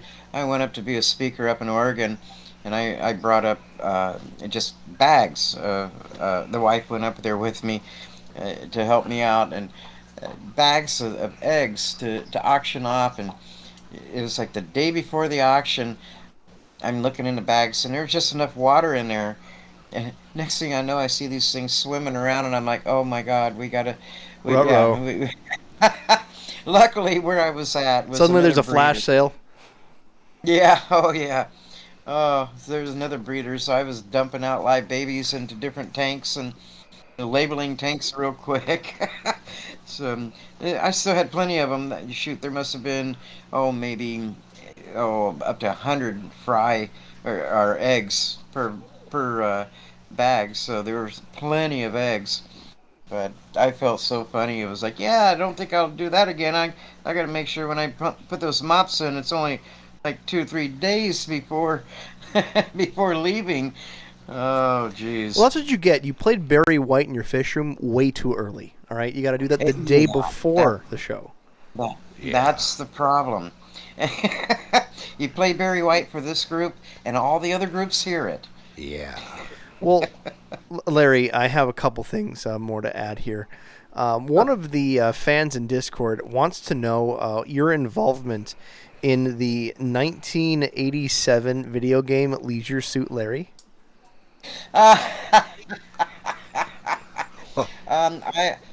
What was it? I was in the third generation of it. Oh, good. Really? You're not just BSing? No, I wasn't. What was the third generation here? That was in '89. I have it pulled up. Leisure Suit Larry 3, Passionate Patty in the Pursuit of Pulsing Pectorals. Yeah. There you go. I never actually played the game, but I saw it everywhere. Jimmy is very confused. So you did porn back in the 80s? No. That is exciting. Back, Let's talk about that. So '87, Leisure Suit Larry came out, and it came out for computer, and then they actually brought it to the Atari. It was quite the kickoff. It was the first naughty game really published globally. So was Larry part of that? That's what I'm saying. I'm pretty sure that Larry in the game is named Larry Shankle. So, yeah. He can't talk about it because he's still getting royalties. Yeah, exactly. Yeah. Yeah, and yeah. Wife doesn't know that. You're not supposed to say that. Yeah, we won't talk about it. Royalties for me. Yeah. Yeah, there you go. Mama needs a new dress. Mama needs a new one. Yeah. The other questions are some of the nano species. So the blue eyes, like for instance Fricata rainbows, are not really a true rainbow. But do you do any work with the nano species at all? Yeah, and legitimately, actually, they are a rainbow. Their genetics. Suck that, Taxonominus. I mean, they're not true rainbow in the sense of the larger species, in my opinion. But your opinion sucks. Yeah. I think my opinion is shared by others. Yeah, you suck. But yeah, they I can see where because they're more the nano for sure, but they are actually a true rainbow. The Celebes is actually a little bit farther from genetically than the Pseudomugals, but they're awesome to breed also. And they breed some good sized eggs compared to the other larger ones, and you got to watch them a little bit more. They seem to have a time frame where it's like, yeah, look, honey, it's 12 o'clock. Yeah, isn't it about that time? Whatever time they want to choose during the day. So you've always got to check that mop, find out when they're breeding. Hey, Larry, how do you check the mop? Do you take a flashlight to it, or do you have great eyesight? Because, I mean, my eyesight's not getting any better the older I get. Oh, no. You pull the mop, wring it out, and... Whoa, wring it out? Wring it out. Well, what about the eggs? The eggs are tough enough that you can wring them out. Wow. Yeah, so wait, I have to ask this. Adam's so got the questions. eggs... Well, no. This is important. It is. So most eggs are very delicate. Fragile. And if you so much as touch them, they with the abrasions from your skin, your skin can mess them up. Can confirm. You're saying that you can literally pick these things up, swirl them around, and then they do not care. They don't get damaged, and they will hatch into perfectly viable babies. Absolutely. I literally take the mop right out of the water, and I it's not a tight ring, but yes, I wring out the water. When you wring the water out, you can see the eggs a lot better. And yes, you can literally pick them up with your fingers and roll them around a little bit and feel how stiff the shells are. Like a booger. No, it's more. Dang. Like a big booger. Yeah, I would say they're a little bit hardier than quarry eggs, but very similar. I mean, you can get quarries. Well, no, they are hardier than quarries because you can smash them pretty easy. I'd say they're a little bit stronger. So do you take the time to take the eggs out of the mop, or you just dump the mop and throw in a fresh mop? It depends on my mood. If I'm wanting to go into the little tubs, then I'll pick them off the mop and stare at them for a while until I'm getting ready to fall over, or if there's a lot of eggs, so it's like, okay, that whole mop just goes into a 10-gallon. How do you pick them off? Literally with your fingers. Really? You are breaking all the rules of other fish keeping. If I have Placo eggs, I have to use objects to touch them. If I touch them, it's over. Robbie has to use an object to touch his wife. I do. It's... Wait, what? Never mind. We'll talk about this later. Yeah, they're hardy. I'm surprised with you. You've kept rainbows in the past, so you haven't experienced that. I've had eggs, but I've never touched them. I treat them like all the other eggs. Like Ignores them. I have to scoop them with water so they never get dry. I have to put them in a pickle jar like Jimmy does his angelfish. You know, I gotta bubble the out of them. I gotta put a little methylene blue. No, I haven't done any of this, so I clearly have been doing it wrong. All I gotta do is flick, pick, and roll. Like you're on fire. Exactly. Click, flick, Yeah. and roll. So, can you take the mop and put it in like a quart of water and just kind of wiggle the mop, shake the mop? Will it fall out of there or not? Well, are they a little bit Usually adhesive? not. They're kind of. Are they? Yeah, they have little they're hairs. a little bit sticky. Okay, Yeah, they're a little sticky. They'll stay in the mop. You do have to pick them out of the mop. It's not hard, and I'm sure if you gave them a good enough shake, yeah, they're going to be coming out. Well, we know not to shake babies. Well, okay, all right, Larry, I'm calling you out here. First, you say you can wring them out. Then you say, go ahead and just shake it. They'll fall out. I am super nervous not on all just of these shake. instructions. Don't shake babies, Robbie. You got one of your own now. Don't shake the baby. I'm saying if you shake it hard enough, yeah, I'm sure you can get a few fall out. Now, are you two talking about eggs, or what are you talking about? That you Yeah. shake it hard enough. If This you is- shake Okay, it twice, more than that, you're playing with it. That's right. Yeah. This is. All Larry, right. Larry went off the frickin' rails. Quick tangent. I had my first child. She's now 18 months old, right? But in the delivery room, it was a clown fiesta, right? What? I get there. I'm eating pizza while she's going through the motion. Oh. Yeah. It was a complete show. Okay, so delivered the baby, magical moment, whatever else. And then after we're like getting settled down after delivery and mommy's holding baby and the doctor comes back in, it's like, there's no book written for parents, but if you got questions, I'm here to answer anything you got. Do you have anything that you want to ask right now? And I'm like, I just raised my hand. And you She's said- like, yes, how can I help? What questions do you have? And I'm like, well, how often and to what degree do I shake the baby? Is it more of a vigorous thing and of course, people in the room with us are laughing. The doctor Not so very much is not laughing. To the point that she punished me by forcing me, like I was not able to take my baby home until I do a 2-hour CBL That's on funny. why we don't shake babies. That's funny. The question should have been. You deserve it. I apparently deserved it. The question should have been is my baby's cute. Do you think I'm the father? That's what it should have been. Right? Right. It looks more like Jim. That's exactly right. Think about it. So speaking about babies, Here's an expert on the Yeah. Mr. Fourscore. from my first one to my fourth one, there was a huge difference in the stuff that they did at the doctor. So like for my first one, they were like, "Oh, here you go, take him home. Do you have any questions?" Da da da da. The fourth one, I had to watch a 1-hour video on postpartum depression and all the symptoms of it, and it was in multiple languages to make sure that before they would let me go home. They And I'm like, threatened this to is do my that, fourth but they one. gave I'm me the pretty shake sure baby that one.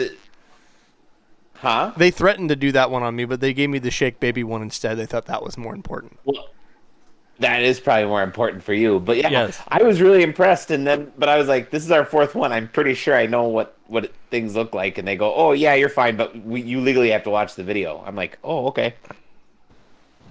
Great. So Larry should start a little Yeah, a CBL. He should do a video out there on how to shake your eggs. how to shake your eggs. Yes. Or hear me out, Larry. All right, hear me out.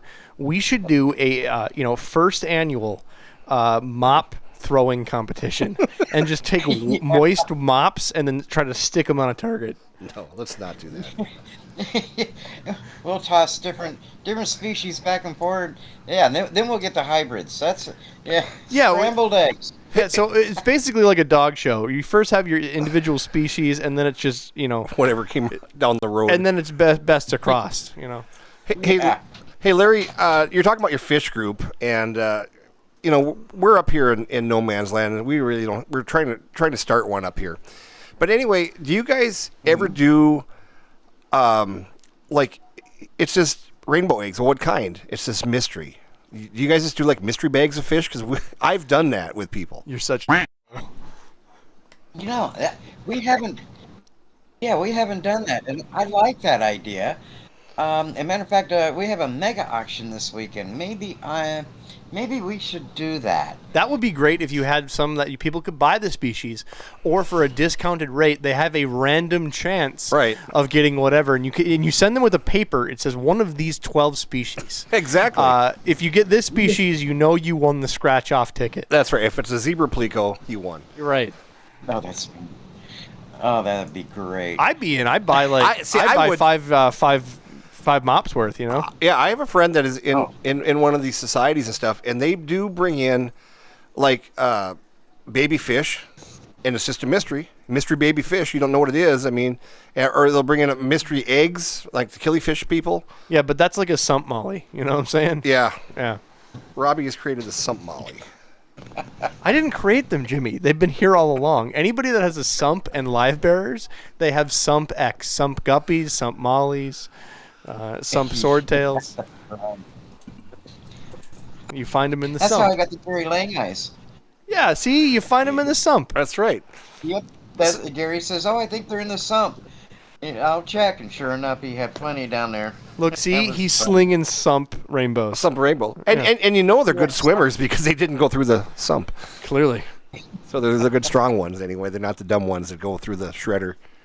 Well, Larry, you got any, special tips and tricks? Like, for instance, we've had some people on here that have really given us trade secrets. We're not telling you to, tell us your copywritten processes here, but there are some bits and details of knowledge that only people like you have. We're trying to milk those out.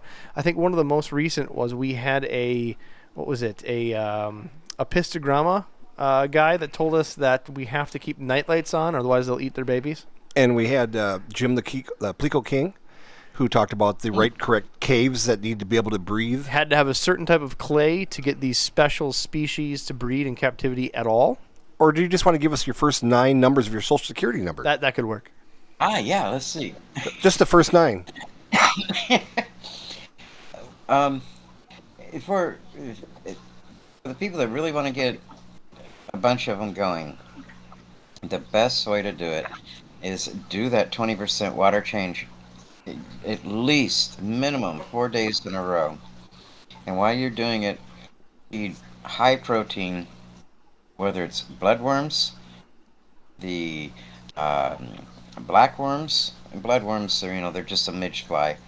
And blackworms, anything high protein.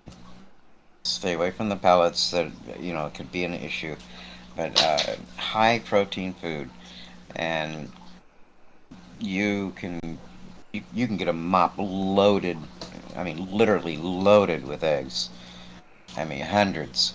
I've got a couple of tanks I did that with, and it's like, okay, I don't need that many fish. A 55-gallon is not meant to hold 300 rainbows. So yeah, that would be about the best secret.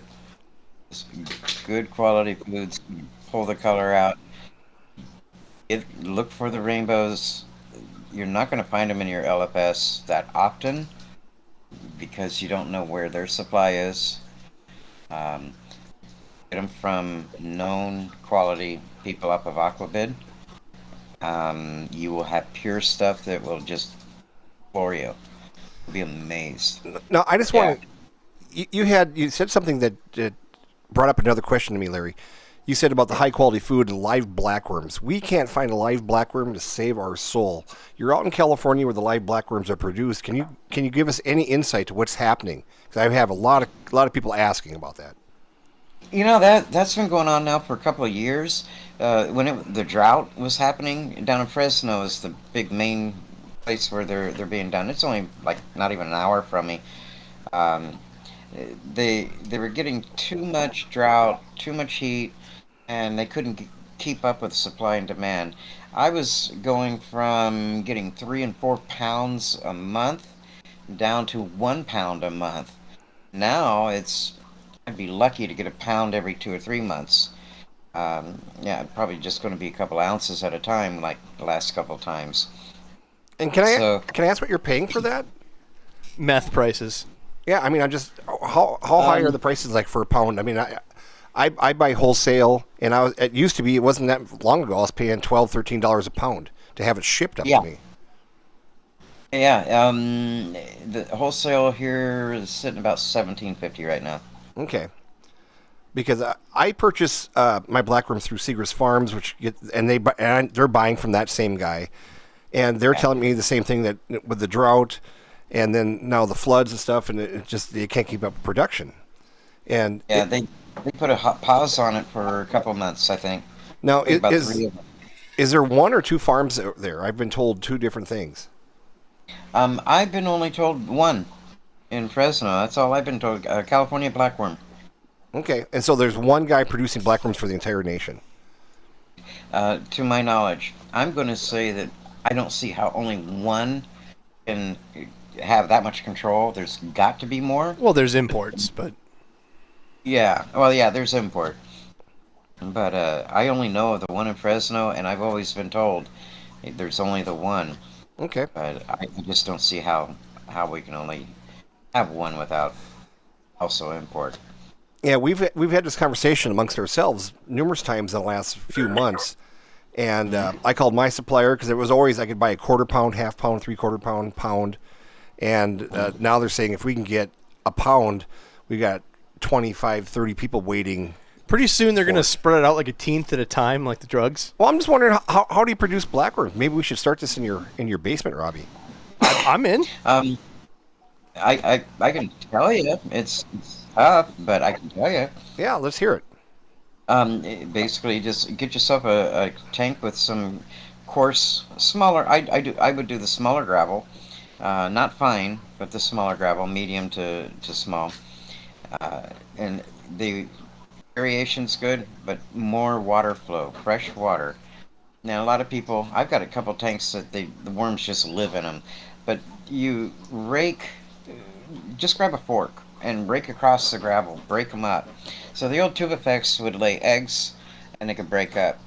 Blackworms, they reproduce by breaking up. So just scrape across, let the gravel break them up, and just like earthworms, 2 pieces will become 2. You break them and you get 2 worms. The more often you do that, then as long as you don't kill them by overdoing, but you do it maybe 3 times a week. Just go through it and they'll double up. Feeding their scrounges, their worms. A lot of people say, yeah, do paper and the brown paper. I'm not too fond of the brown paper. I don't see much that they would get out of that. And they definitely love pellets and regular fish food. And you don't need the water up high. Low is good because they actually can drown. Not really that often, but yeah, they can. They like to be able to reach up. When they're reaching up out of the gravel, they're breathing that way. So they can breathe under the water like that, and they do the water down low, but they want to be able to get out of the water so they can breathe better. Water flow is best with water changes. Really and keep them cool. Keep them around the 60, 65 degree, 70 degree. Of course, if the water's too warm, you end up getting a lot of other issues going. They want it cool. That's going to be about your best. And good clean water. You don't want to run water over it that's got a lot of ammonia or any ammonia. No. Well, they're going to be they're dirty like goldfish. Put up a lot of waste. So one quick question: is there an easy way to harvest them rather than digging through the gravel with the tweezers and pulling them out? Do they stick to the side of the glass? Do you start playing some Barry White or something? They come up going, hey, what's going on? And some people have used a battery with wires, and they'll stick a net in there and scoop up, and then they stick a battery with wires and electricity, makes them jump up, and then you can scoop them. I never tried that, never seen it happen. I've just heard about it. Actually, I saw it on YouTube, I think it was. Then other guys, they'll sift through with their hands and get them to come up into the water column and then scoop it with a net. There's other, if you use a net and scoop up the gravel with them in it, you can have it over a cup, and soon, before too long, they'll wiggle through the net and then fall into the bottom of the cup where your gravel will stay in there. Okay. That's another good way of doing it, but it takes a little while to do. You know, up here in the Northland, we're in the land of 10,000 lakes here in Minnesota, and a lot of the guys that go out and collect night crawlers have the probes they put in the ground, and the night crawlers come right to the top of the grass and start crawling around, and they grab them by fingers. So I could see that working as long as you have the right sort of voltage. I don't know what it would be. Yeah. As we're wrapping this up, I also wanted to make sure that we're getting all the questions answered. We have one of the listeners that asked about the hump on old rainbowfish. Do they have to be concerned about that getting too big? Is that something to be proud of, like a cock on a flower horn? I kind of look at it as a proudness thing, but then it's natural for them to get that hump as they get older. I mean, it's it's very common. It's almost like they have a small beak and then this big humongous body that builds up over them in time. It's like this one big turquoise I have, and oh man, he's beautiful, but he's got the big old humps. My grandmother had the same thing. It was osteoporosis. My humps, my lovely lady lumps. No, we're not singing that song, Robs. Speaking of which, how is Josh Jamal doing? I have not seen Josh now for about a month. Have you? Okay. No, He's probably shooting another film. Yeah. As we're wrapping up, you mentioned about extinct or rare species. People that are listening, that suddenly are mesmerized and want to get into rainbowfish or have been in the rainbowfish, how would you recommend that they can support and help these particular in-need species? The best thing you can do is, one, just it's kind of hard to do, but go on to Aquabid. I know I've said it a few times. Look for the pure species. Make sure you've got it. If somebody can tell you a location, generally they're a collection site. You're going to be a little bit more trustworthy as, okay, maybe they do have pure. Ask more questions. Then you can go to cares.org. cares4fish.org. They're based, I believe, out of Australia. And you can look up all of the extinct ones, anything that's endangered, and how endangered they are. And then once you know you have quality, pure, then you can list on there that you have it. And what they're kind of, how would you put it? They're an organization that wants to know what is out there in the world, and if it's extinct in the wild and you happen to have it, and let's say that they want to do a study or something on that species, then you could be called. I'm sure somebody else is going to be ahead of you, but they're just kind of wanting to know what is out there, who has what. Caretakers. Yes. So what are some species, really maybe a cool. couple species that you'd recommend that are, in your opinion, and most in need?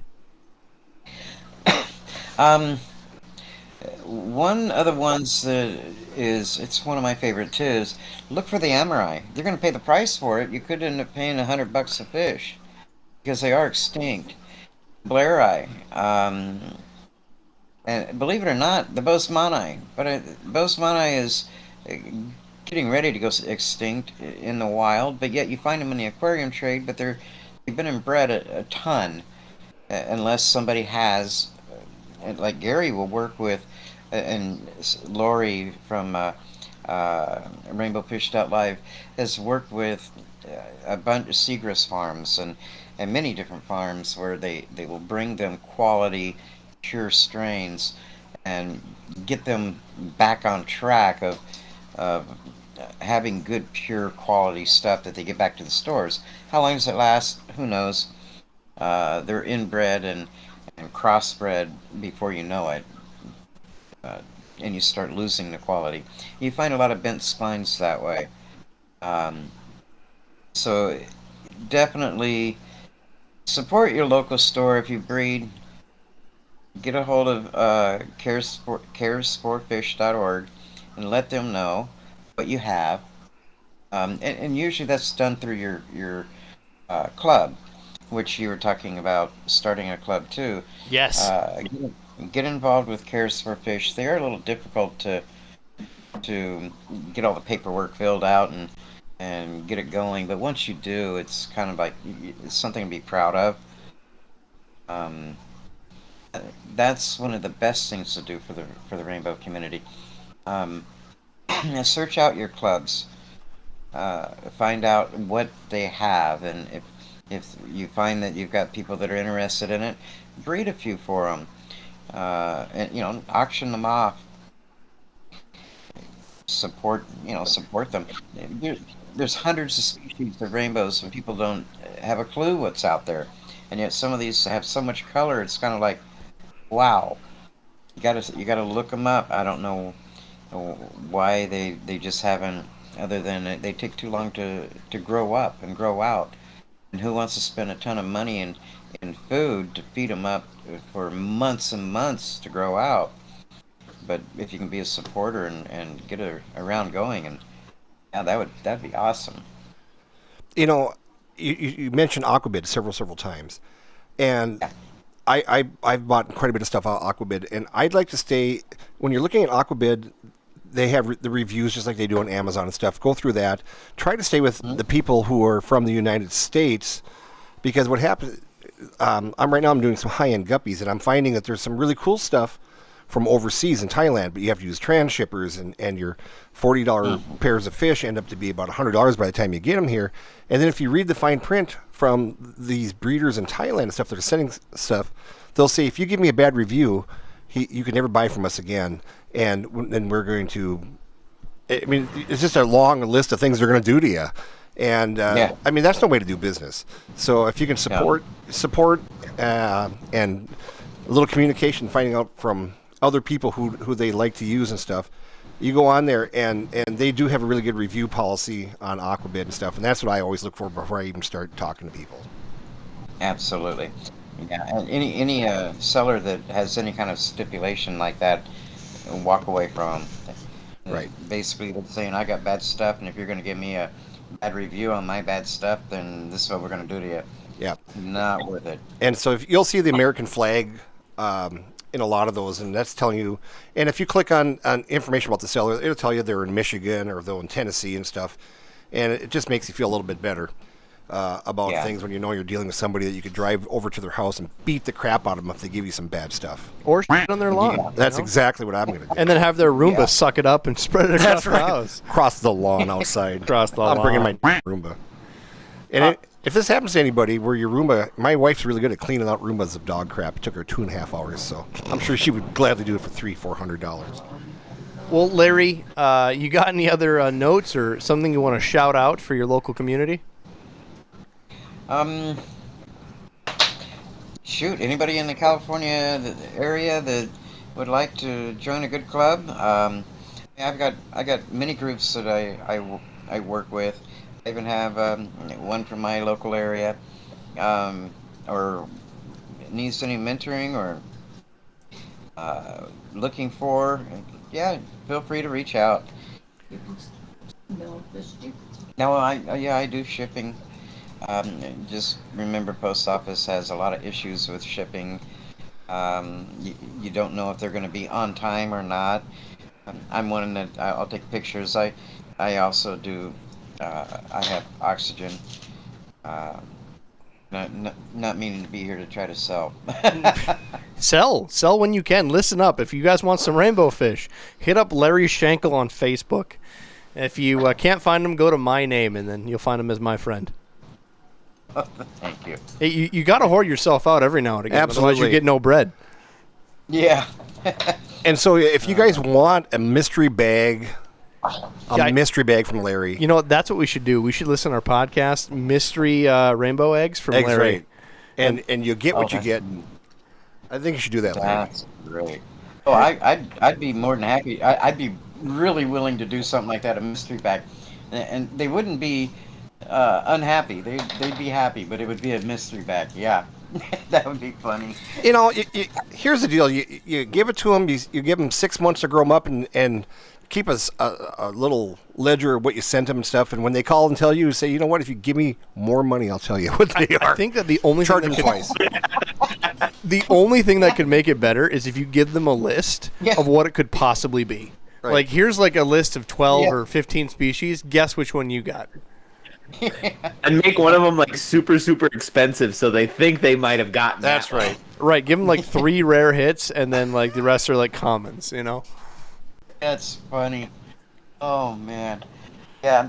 It could be anything like Picta. It could be a Gary Langai. It could be There you go. Love it. Yep. Well, Larry, thank you for coming on. It really means a lot. I know this has been a long time in the making, but I'm very tickled to come on. And again, I can't underline enough how everybody I've ever mentioned your name to just has nothing but praise, and I can see why. Oh, thank you. I really appreciated you asking me. I got to tell you, this is a blast. I love it. Awesome. Well, Adam, you got any other comments? No. All right. I'm good. Well, Thank you. for those that are listening, if you like what you hear, number one, go visit Larry, get some mystery eggs. But you can also help support the podcast. We have a Patreon. Go to our Patreon page. If you are a $15 a month subscriber and you want to support us that well, we will send you a car sponge filter autographed by Jimmy himself. Yeah, I made it out of a 1969 Ford Galaxy 500. I took the seat out, I cut it up, I made a sponge filter for you, I signed it, and if you don't like it, it doesn't matter. I mean, I'm not taking it back. all of them weren't from that particular one. You also did some like newer 80s and 90s Cadillacs. Yeah, anytime I see a wreck alongside the highway, I Yeah. try to stop and grab a car seat. You cut out the front seats. Exactly. Yeah, because the bat seats are gross. But yeah, check it out. Go to our Patreon page. Certainly love your support. And then if you want to listen to these things live, right after this podcast, Larry's going to do a fish room tour. So go to aquariumguyspodcast.com. Bottom of the website, you'll find Discord link. Join it. You'll get notifications when these go live. And join the debauchery. The other thing I want to say is if you know somebody, if you've got a hook into a buddy who's an expert on anything fish related, give us the information if they're interested in being on this podcast, because it's a lot of work. Robbie spends a lot of time hunting people down. I think he's got a couple of what? It is easily 95% of the effort of the podcast is arranging people. The amount of people that I've reached out to and have wanted to come on the show, but can't because they don't have internet or they don't have a piece of computer to actually run this on, or some other limitation has been difficult. And then when we finally do get something happen, we'll try to schedule something, get it on the Discord, and they'll cancel because of a life emergency. So, I mean, coordinating and finding people is very difficult. We have all different types of requests for different fish, different topics, and we could talk about it, but we're not the, experts in a lot of those topics. No. If any of those topics. We want to hear from somebody who knows somebody who knows somebody, and we can get them on this podcast. We are working on... Or like Larry, where everyone knows. That's right. Yeah. But right now we're working on a Pacific one on axolotls. Axolotls. And we've been working on it for a couple of weeks, and we're hoping to have that for you soon. But it's a lot of darn work trying to find everybody to be on this podcast. So like I said, if you've got anybody or any suggestions other than to go to hell, you can let us know. All right. Again, thank you, Larry, and we'll catch you on the next episode. Thanks, guys, for listening to the podcast. Please go to your favorite place where podcasts are found, whether it be Spotify, iTunes, Stitcher, wherever they can be found. Like, subscribe, and make sure you get push notifications directly to your phone so you don't miss great content like this.